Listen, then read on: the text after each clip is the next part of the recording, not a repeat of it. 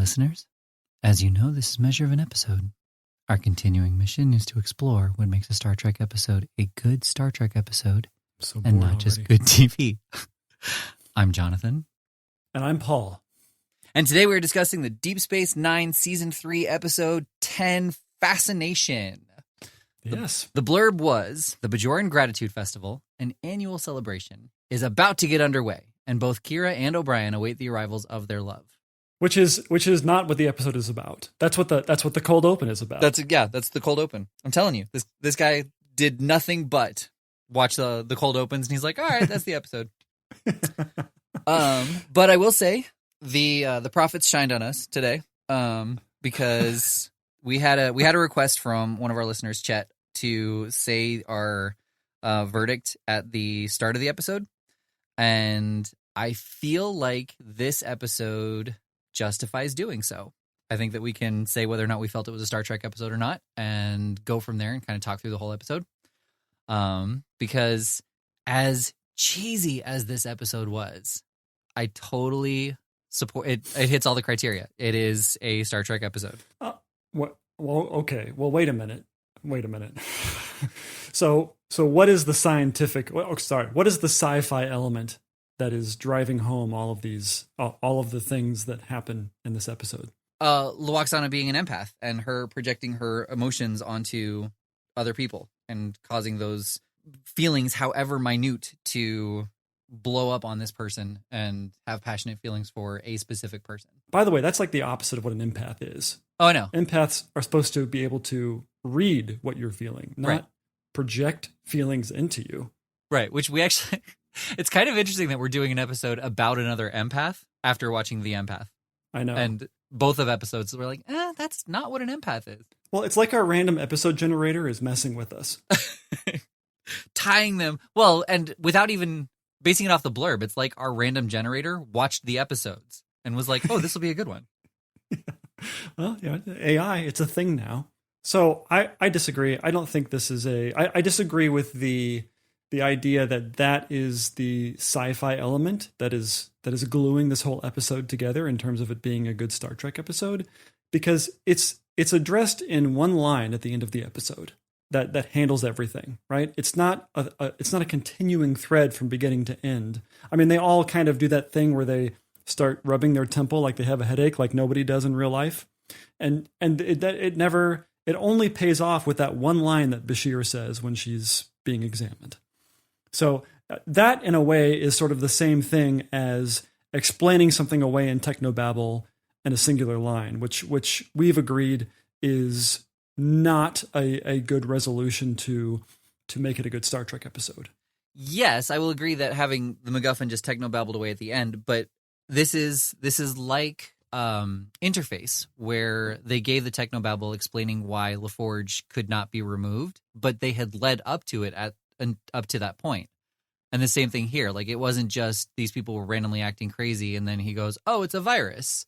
There was if you went back and watched it, or if you were, more perceptive, you would see every time she had like a minor flash, somebody else would react the same way, which is not what an empath does. Like, if I have a headache, the empath, or if the empath has a headache, I don't go, oh, I have a headache too. Right. It seemed very loosely written. And also, okay, so Luoxana Troy. Yep. LWO. It's LWAXANA. I'm assuming that she and Odo have been on screen together before. At least I hope so. No, you remember her from TNG. That's just how affectionate she is. No, I do. But they the way that, actually, she was fairly subdued in comparison to her next gen appearances. But I felt that the way that they were talking, that she knew Odo, not just because she knew of Odo, but that they had some sort of history. Yes. Short answer, yes. They have appeared in at least one other episode together. Okay, God, please only give me the short answers from here on out. Like, only short answers to these kinds of questions. Great. This podcast will be much shorter. Yeah. Oh, God. Okay, so anyway, let me start. First of all, I actually liked the performances in this episode. I thought they were all, considering that it was all kind of a hammy episode. Even the music was pretty hammy. Yes. And with the exception of Avery Brooks, who happened to direct this episode. I don't know if you noticed. Yeah. I felt he was a little hammy as well. But everybody kind of nailed it. I mean, I guess it's a thing with Star Trek. It's a paying of dues or a rite of passage that you have to have an episode where everybody gets hot for each other. And I'm assuming there's a TOS episode, and I know that there's a Next Gen episode. I don't know if there's a Voyager episode that does that. Well, are you talking about the TNG episode, The Naked Now? Yes, that's the one I'm talking about. Okay, that's a sequel to the TOS episode, The Naked Time. It's a sequel, or it's just sort of an homage to the same premise?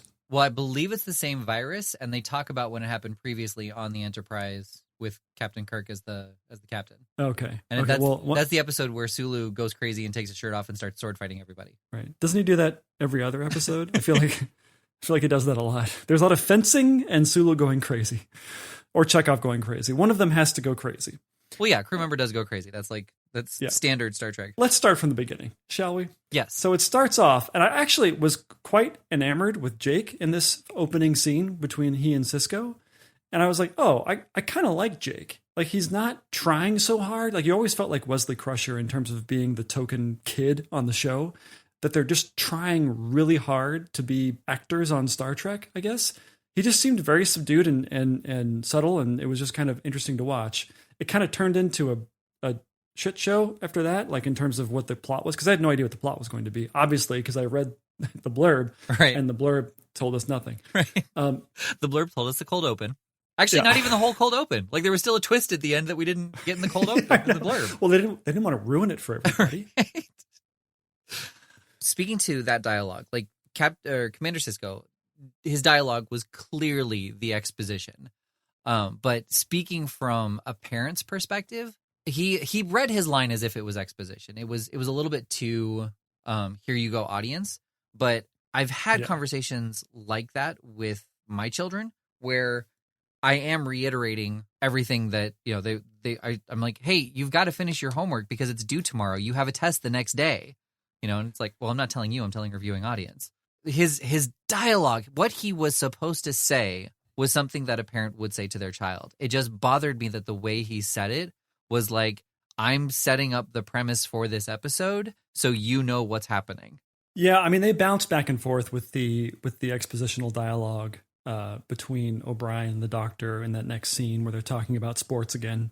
Well, and I don't know if other Star Trek episode or Star Trek series does this, but so far DS9 seems to do a really good job of blending the A plot and the B plot in the cold open.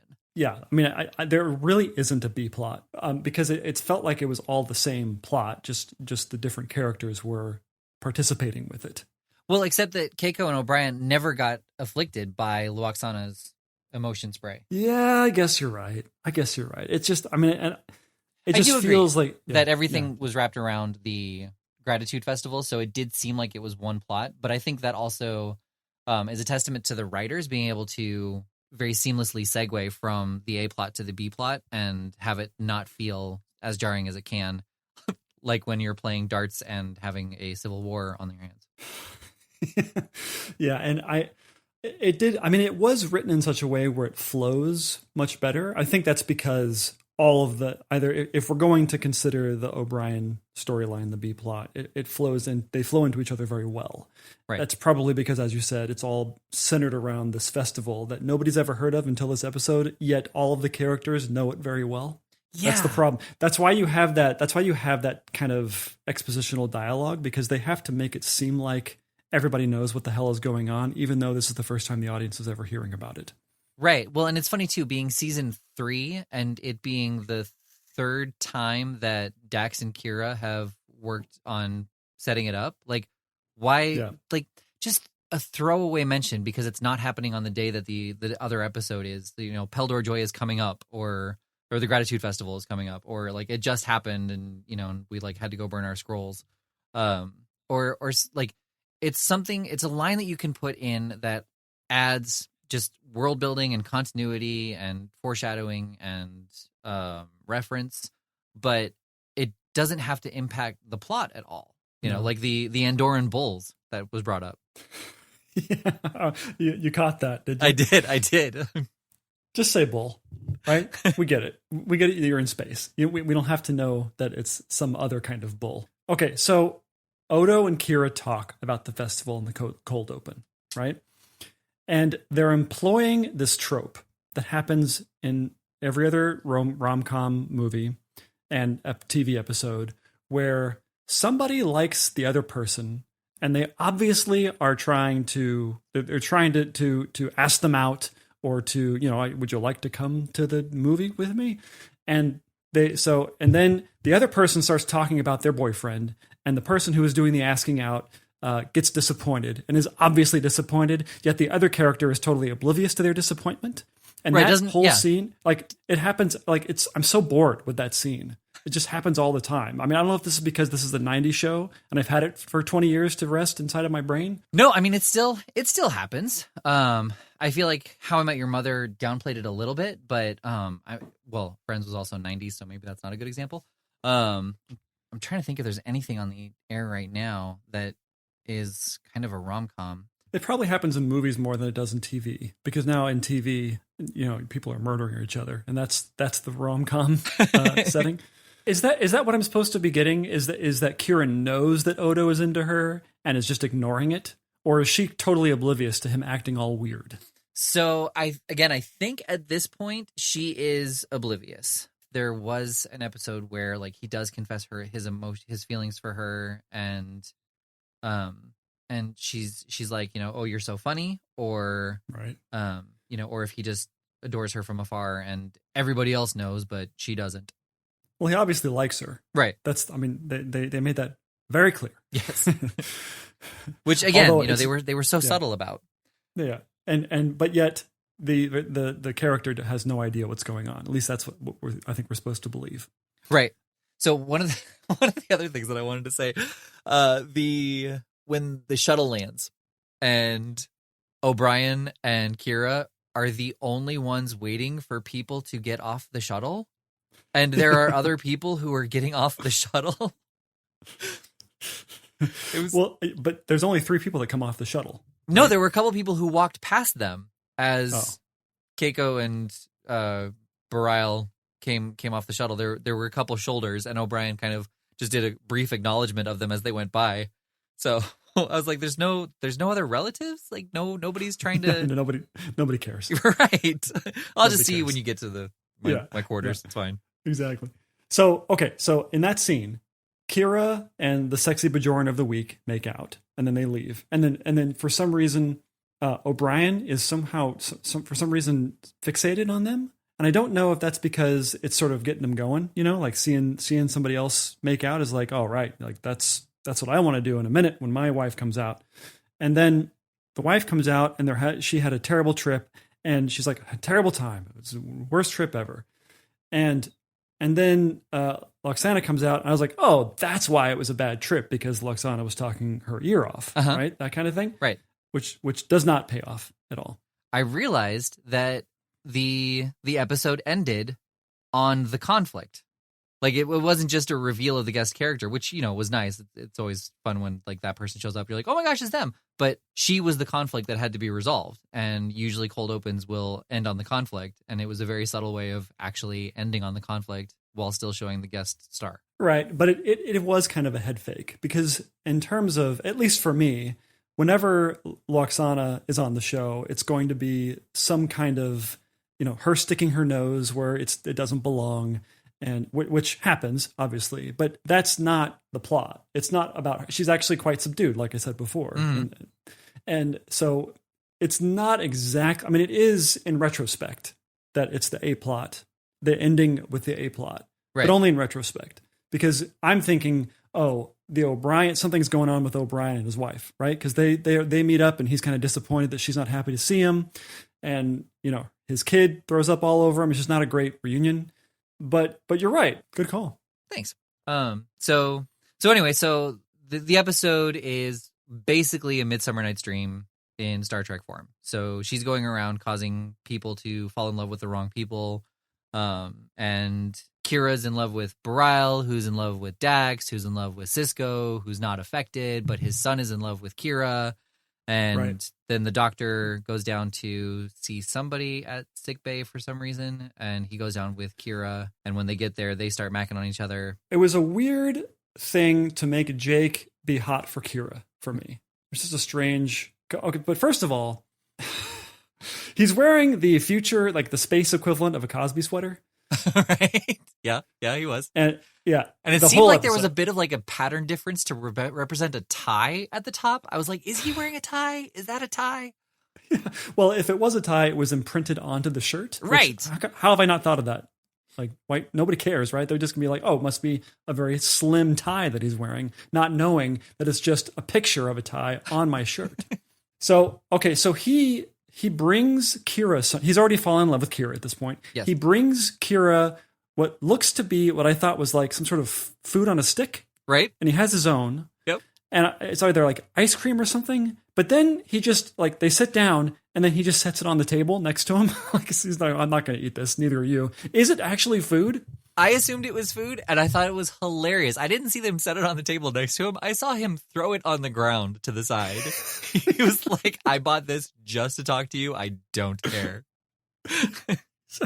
And she doesn't do anything. And first of all, it's huge. Right, she holds it too, and she's just... Yeah, whatever it is, one person cannot eat this. Like if it's ice cream or meat or whatever, like no person's stomach is big enough for this. So what the hell is it? Is it just a token? Here's a token, it's like a dreidel, Right. gigantic dreidel. Here you go. I have one too. It's some strange Bajoran game. I could not tell you what it is or how it works. This is when you make something up, by the way. Oh, okay. So yeah, it's actually I said it was a Bajoran game that. Yeah. Oh, I thought you weren't making that up, but you were. Oh, good job. You didn't even need prompting from me to make something Yeah, up no, for no, the show. that's right off the cuff. There you go. Great. Excellent. Yeah, take that part out so it does sound like I know what I'm talking about. No chance in hell. No, I actually, I mean, I did. I looked up some random trivia on this one, and they didn't really say anything. Like, there's no. That's the problem. Like, the random things that are for the other cultures and the other races. Like, there's no trivia about those things. It's not like this prop was intended to be. Right. Yeah. I mean, there wasn't much going on in this episode in terms of like space stuff. I mean, this could have taken place anywhere, you know. It's not, it doesn't need aliens or anything like that. So, I mean, I can't imagine there being much. Not for the setting, but it did need the alien for the conflict. But you could have explained it as it was some sort of human virus, right? Oh, they'd been infected with some sort of flu. And it wouldn't have mattered. It doesn't matter. They talk about that. It's not like they set up the virus for 3 seasons and finally they're paying off the virus or whatever it was. It was as you said, a MacGuffin. It was a way for them to all be hot for each other. Yeah, no, it definitely was a MacGuffin, but it was a sci-fi MacGuffin that was explained at the end and it was teased at throughout the episode. So it wasn't just why is everybody acting this way. It's something in the ventilation system, like when it had never been presented before that. Right. Okay. I mean, maybe by the end of this episode, you will have changed my mind. I don't know. We'll see. I was sort of waiting for something nefarious to be going on. Like they're trying to distract the crew so they can rob something or steal something, or, you know, there were villains about pulling these strings, and that didn't happen. Yeah. No, obviously. Yeah. There wasn't, It was just a fluff episode. Like I said at the beginning, I think it was a cheesy, fun episode, but it was legit Star Trek. One of the things that I wanted to mention was Odo conducting the band. Well, when I saw that happening, I was going to say that's a weird thing. He wouldn't do that. And I was like, oh, maybe he's under some sort of spell, because I think at this point people started acting weird. And so whatever was affecting everybody else, I figured was affecting him too.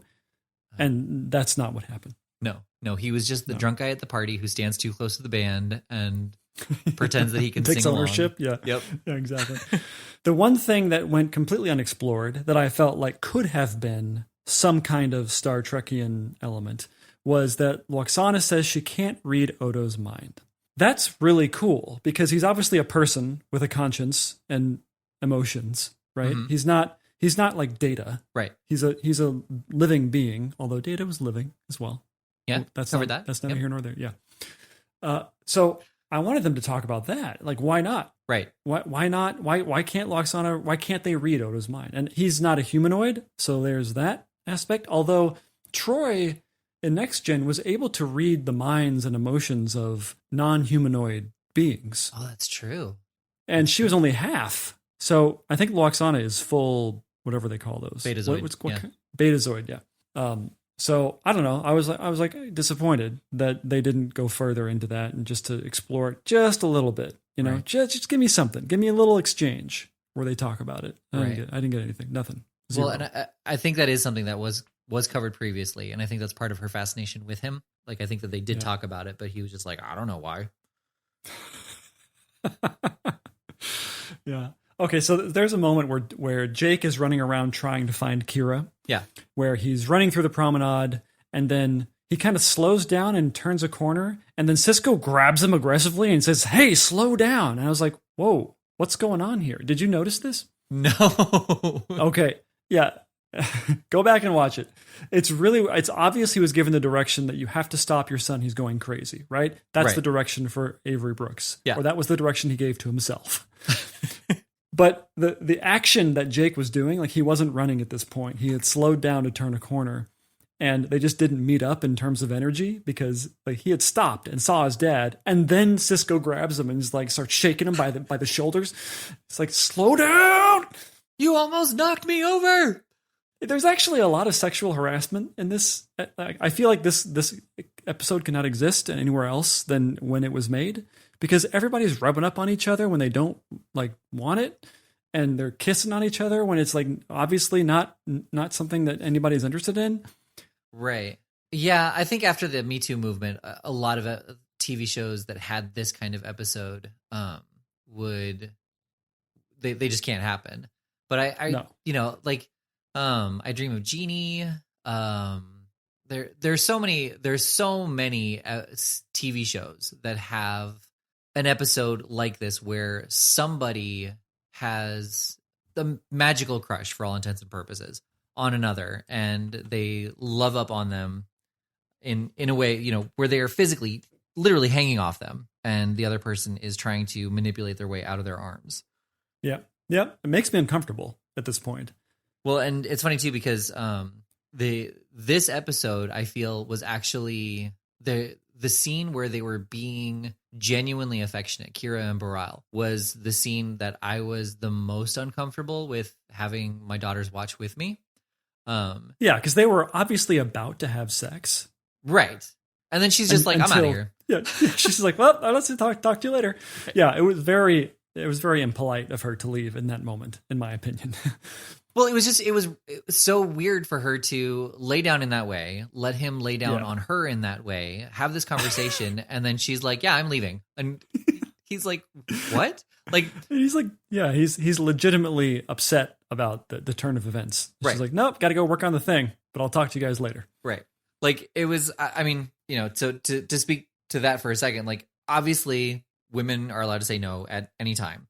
But there was so much that was set up in that moment, the fact that they're dating, the fact that they haven't seen each other for however long, the fact that they only had 2 days, the fact that it was a gratitude festival where it's all supposed to be about joy, the fact that she lays down in that way, the fact that she lets him lay down on top of her, and then it's not even, I don't want to do this right now. It's like, oh, I have this thing that I've got to go do, and like it's part of the plan. She wasn't called away. Right. Someone didn't call her on the comm or something. It was like, "We need your help right away." Like it was. She just decided there would be no sex in this moment. I think she was maybe building up to the sex that she was planning on having later in the promenade. Right there in the promenade. Like she didn't want to have it behind closed doors. She had a whole plan about doing it behind a ledge. So it's not a gratitude festival so much as it's a sex fest. Okay. Yeah. All right.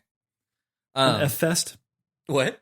An F fest. An F fest. I don't want to say that. I don't want to say the F word. I feel like that's not us. Although you have already. But it would be. I know. But just go for it, Paul. There's no children around you. No, I'm not doing it. All right. I'm not going to do it just because you said so. Okay. So anyway, so everybody's being all mopey because the person that they have feelings for doesn't have feelings for them and is like super irritated that they're trying to do anything with them. Yeah. So speaking of when everybody's moping around, so there's a point and the showdown at the dinner in Cisco's room, when everybody's together. Yeah. Yep. And where it all leads to the big farce. So, Yeah. so O'Brien is sitting in the corner, and then Jake kind of meanders over, and O'Brien's upset because he had a fight with Keiko, so he's kind of dejected. And then Jake walks over, and he's dejected, and he sits down next to him, and I so wanted them to just start making out too. Like, I know it's the wrong era. I know, but oh man, it would have punctuated the whole thing so great. Yeah. And it's amazing how much the Ferengi's ears are like the Nards. Like, you gently caress them, and you're basically stroking them off, and you squeeze them, and you're essentially crunching their nuts. Well, okay, so all Ferengi's ears are pierced. So that's so that's like getting. Wait, are they the junk? Yeah. I mean, it looks. I mean, there's like metal hanging from it. I'm assuming is it a clamp? Whether it's a clamp or it's for this episode it was a clamp because he was celebrating the Bajoran Gratitude Festival. So he had crap on there, right? But I mean, first of all, wouldn't they have developed as a species sophisticated helmets to protect them? I mean, we don't walk out with our balls out. You know what I mean? Like it's like you protect that stuff, like, do they have like a cup version for their heads? If that really is the erogenous zone that they make it out to be. Well, I mean, they kind of do. Like, think about the first episode where the Ferengi are introduced, where they have that, like, the metal protector on the back of their head. You know what I'm talking about? Yes. Yeah. Yeah. I know what you're talking about. But that's like the equivalent of like going out with your balls resting on a platform. So somebody, if they hit it, like, there's no recoil. It just gets smashed. There's no give involved. Right. Yeah. You're in between some balls and a hard place. Yeah. So no, that's not a good system at all. That's one of those uncomfortable Star Trek things where, although I appreciate that it's a difference in, it's like a science fiction element, you could say. That, their erogenous zone is in another place, right? Well, and for the Cardassians, it's their neck. Is it? Well, based on the episode with Quark and his girlfriend. Oh, right. She starts doing that?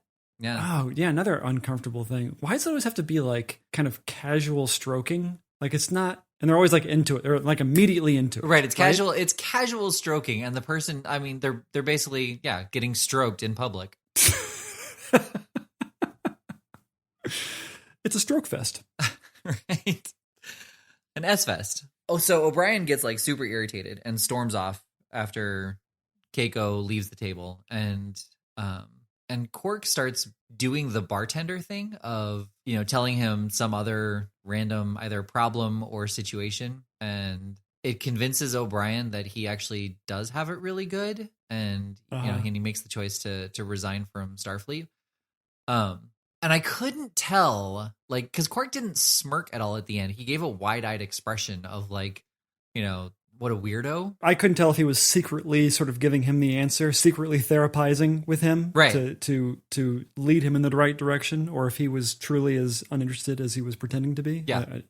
I don't know either. Okay. It's unclear. Yeah. Okay. Well, glad we're both confused on that. Well, because later, the same thing happened with Bashir. Bashir was way too interested in O'Brien getting to have sex with Keiko when she finally came to the station. There was that weird look that he gave him when O'Brien's like, we have to make the most out of these next 2 days, and Bashir basically gives him the wink wink nod nod thing, like, right? Yeah, and like as though he wanted details afterward or wanted to be there, right? Like, I don't know. Well, it was weird. It was, yeah. I mean, it was kind of like you'd better, like he said, my elbow can't handle it. Which could mean many different things. Right. I'm super tired of helping a friend out. Yeah. This is my circle, jerk. Oh. You brought it around full circle. No. No. Didn't work. No, that was a little bit of a reach around. Yeah. So the last thing that I wanted to say just about all of the romance and macking on each other was all of the kisses were so bad. Yeah, like zero chemistry. Right. Well, Nothing. And it was literally just face mashing. Like, there wasn't even an attempt to kiss, like, especially Bashir and Kira at the end, where they're like pawing all over each other. And it didn't feel natural. I mean, obviously those two people could give, in real life, gave zero shits about each other in that way. Yeah. And that was part of why I didn't really have a problem with my girls watching it, because it was so ridiculously over the top, and like how they were, just there wasn't any sensual body rubbing. It was like they were trying to rub the lotion into the skin. Like, yeah. I liked that it was, it was a virus that she was spreading. It only happens to betazoids, and older betazoids. I mean, she's basically having menopause. And every hot flash she got, like it projected onto someone else. Which is the first time that I know of an empath projecting something into somebody else. Well, and I think that was kind of the point. Like they are able to share emotions with each other. Like they can actively share thoughts and emotions. And the older betazoids can't control it when they have those hot flashes. Right, but it's never been established in any show where a betazoid was able to make somebody feel something, especially against their will. Right. Otherwise, she would have been having sex with Picard every single time she came onto the Enterprise.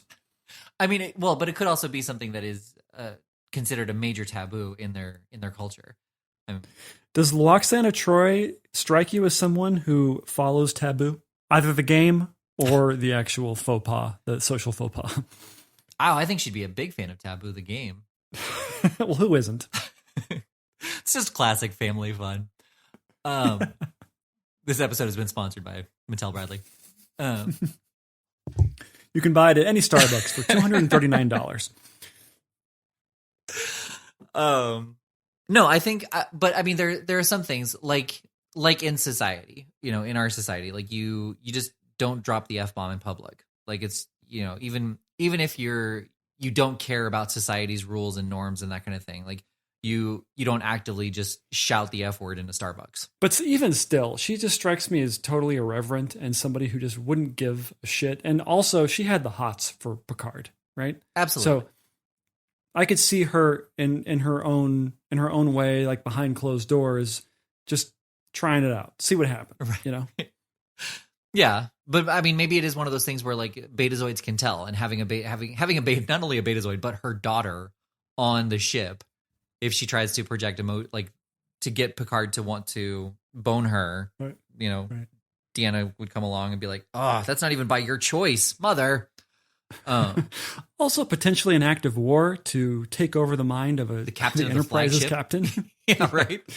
Probably not a great idea. It was just, for me, it was just too much out of nowhere, right? The virus thing, you can project other things onto other people, onto other species thing. It was too convenient. I mean, it could have been way more, again, with the creative thing.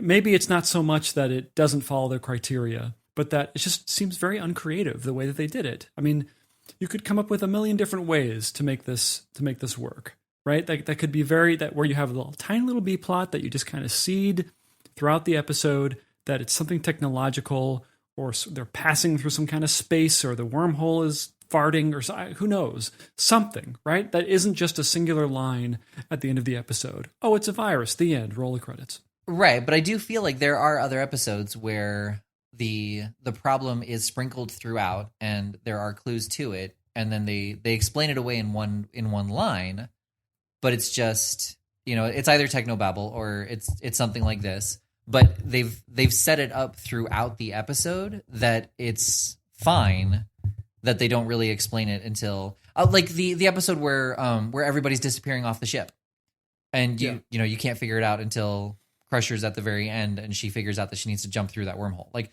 that's such a rad episode. Why can't we get that episode? Now that you said that episode, we're never going to get it. Thank you. Sure. Glad I could help. Or we'll get it next week. But, people are randomly disappearing, and everybody's nobody's freaking out about it because Crusher's the only one who remembers them. And it's a captivating episode. It's very well written, but it's not explained until the very end. And this episode followed that same formula, and it had a disease that projected emotions. Yes, in that sense, you are right that the skeleton of the premise might be kind of the same in terms of the skeleton or the structure, but which one would you rather watch again? Well, right, but I'm not saying which one is the better Star Trek episode. I'm saying, is this episode a Star Trek episode? And I would say yes. I think this episode Can I just abstain? I think I want to just abstain from voting. That's fine. It's 1-0. I win. No, I don't count. It's just 1-0. Like not Right. nothing, but like null. Okay. It's just 1. So just 1. Unanimously, we agree on everyone who voted said that this is a Star Trek episode. It's a cheesy. It's a bottle episode. It's a park your brain. Like you enjoy the episode for what it is. It's not emotionally moving, but the B plot moved the character forward, and the A plot had a sci-fi conflict with a non-sci-fi resolution. Just wait out the virus.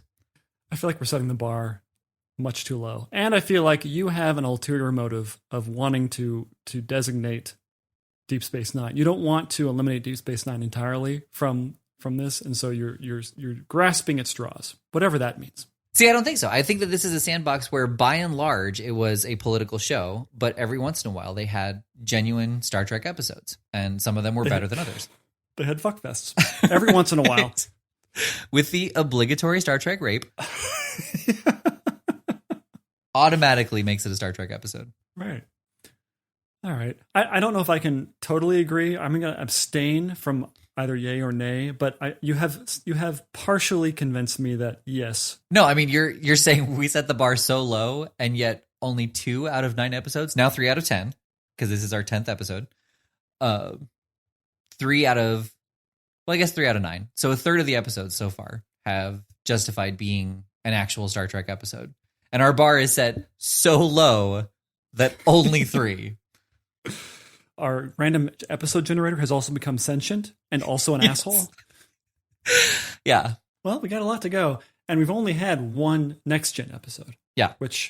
And 3 DS9 episodes. Well, get ready for the 4th, because I'm sure the random episode generator is listening. Yeah. All right, so let's see what we got. Yes. What is it?